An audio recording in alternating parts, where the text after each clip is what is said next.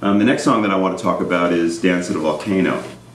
Dance at a Volcano is one of my very favorite Genesis songs. Of course, Genesis is one of my favorite groups in the world. And my favorite period of Genesis is probably the period around Trick of the Tail and Wind and Wuthering. Of course, then I went back and discovered all the Peter Gabriel Genesis, which I love so much.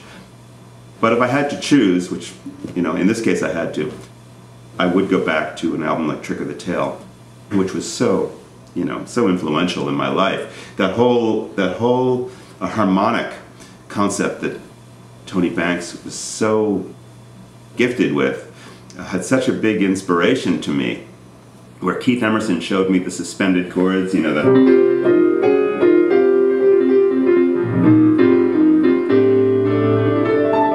all that stuff. Tony Banks, kind of turned me on to the whole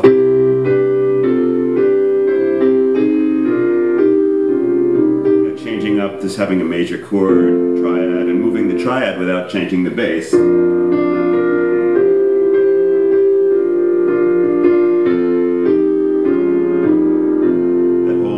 Harmonic idea was something that I really had a lot of fun experimenting with and learning and kind of,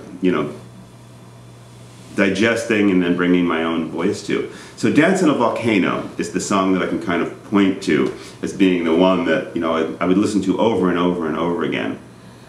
And in thinking about how I would do that, after you hear something so much, it's a little hard to think about having something changed that much. But what I wanted to do with a lot of these things, and certainly this song, is kind of refresh it and make it, give it new life in terms of just the clarity of it and the tightness of the performance and the power of the performance. So even if I wasn't changing the arrangement too much or the music, I wanted to go for something that would kind of revitalize it and make it current. So in this case, I was fairly true to the original. I did things like, you can check out where I added the continuum to the main theme. That whole bit, here, listen to that.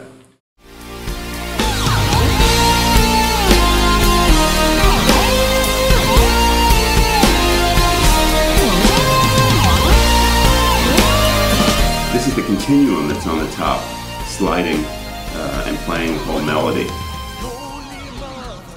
And this is one of my favorite themes of all time. It's just so big and proud, and it has like the Taurus bass pedals hitting on the, on the bottom roots, and that actually goes into Neil Morse's vocal. Neil is somebody that I met who was with Spock's Beard at the time. Again, I met Spock's Beard because they're another band that toured with Dream Theater, and I've been a fan of Neil since I discovered his music. Spock's Beard has always been a terrific group, and they've always done just amazing progressive rock music. And Neil to me, Neil is very like Peter Gabriel-like, although he can do many things with his voice. He's, an incredible musician. But I was excited about having Neil on this piece because I felt like he could kind of go back and do a great performance of this, but sound a little bit maybe even more Gabriel-like than Phil Collins-like. And I think that's what ended up happening on the track. He gave it that kind of little extra, rasp or energy that Peter Gabriel sometimes gives to his performances. So we're kind of getting this feeling that it's like a Gabriel performance of, a Phil Collins era Genesis song. So that's really exciting for me. One of the areas that I kind of stretched out the piece, and in most of these pieces I would take, a section or two and add something entirely original. In this song, I did it in the middle section. There's this whole kind of jam in the middle, and my guest artist on guitar was a fellow named Marco Sfogli. And Marco is he's a great guy. He's from Italy. I met him because he has played on many of the James LaBrie projects, and he's a fantastic, melodic, progressive, and fusion guitarist. And he was kind enough to offer his talents to this record. And so I wrote this whole section for him, which you can check out. And I feel that he just, he tore it up and played so beautifully with such a great tone and so melodically that I'm very, proud to have that on the album.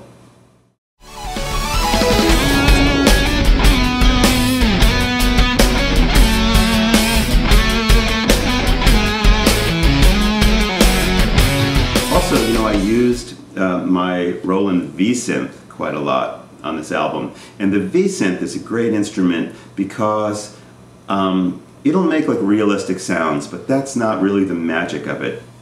The V-Synth, to me, especially the original V-Synth, the new GT is a different story. I didn't have that when I made this album. But the original V-Synth was more about sound creation, and I could really depend on it when I wanted to make something, you know, really have a very strong animation to it, something really different, change it up, do some sound design. There's a section in here that you can listen to where I use the V-Synth to create this really bubbly kind of effect.